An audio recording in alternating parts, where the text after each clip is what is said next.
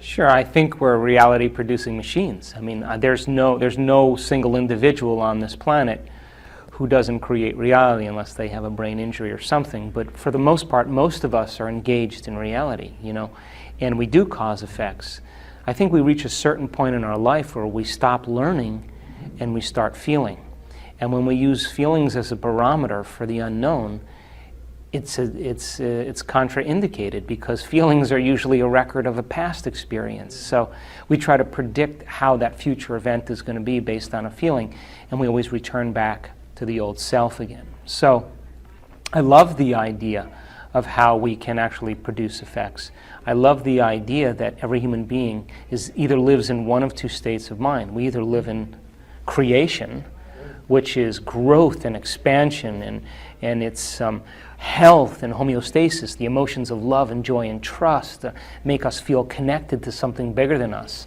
Or we live in a state of survival, and a state of survival is living in stress. And living in stress is when your body is knocked out of balance. And the redundancy of that cycle over time, that imbalance that keeps happening, begins to break the body down. And I think the biggest problem for us, because of the size of our brains, is we can turn on the stress response just by thought alone, and we do it all day long.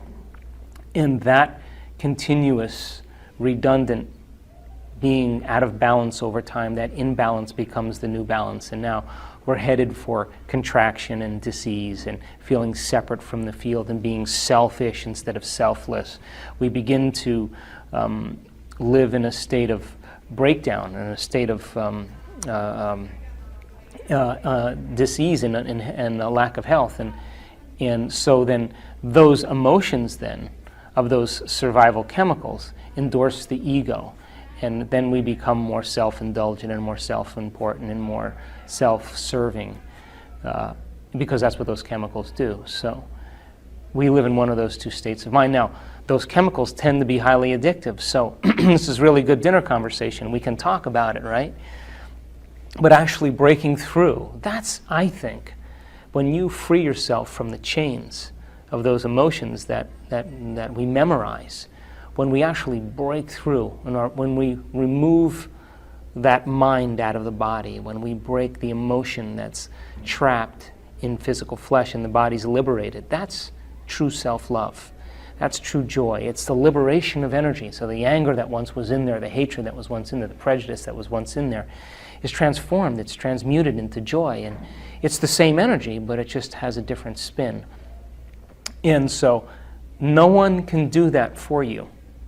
That isn't something where someone, waves a wand and then it happens. You have to actually be willing to be uncomfortable as you break that addiction and be okay with it. And then the moment the body's liberated and you feel that expansion, that's the natural state of being. Now you say, I love myself so much because I went further than I thought I could go. I transcended some limitation about myself in the way I think, in the way I act, in the way I feel. That's the personality, that's the identity. Changing one of those things, really changing it, not just like changing your mind like I want vanilla ice cream instead of chocolate ice cream, but truly changing something that changes your neurology or neurocircuitry, changes the chemistry, which is your emotions that signal the gene that begins to change your very expression of health and the very expression of life. I'm talking about when you make that emphatic, declaration where you make that change and it's undeniable. There's a biological, neurological, and quantum effect as a result of it. Well, I think I flirt primarily with the idea of how subjective mind has an effect on the objective world. Newtonian physics is about cause and effect. It's about something outside of you fundamentally changing something inside of you. We are an expression or a reflection of the environment. So as long as the environment is influencing how we're thinking and feeling, we can only be as great as the environment. And if we're thinking and feeling equal to the environment, we could only create more of the same environment. The idea that we can change something inside of us, in our consciousness, in our thoughts, and in our feelings, and be able to memorize both neurologically in our brain and hardwire that information, install hardware, and condition the body emotionally to be a mind, so mind and body are working together, if we're able to maintain that modified state of being, then there should be some evidence outside of us. So instead of cause and effect, I always love the idea of causing effects, and to cause an effect.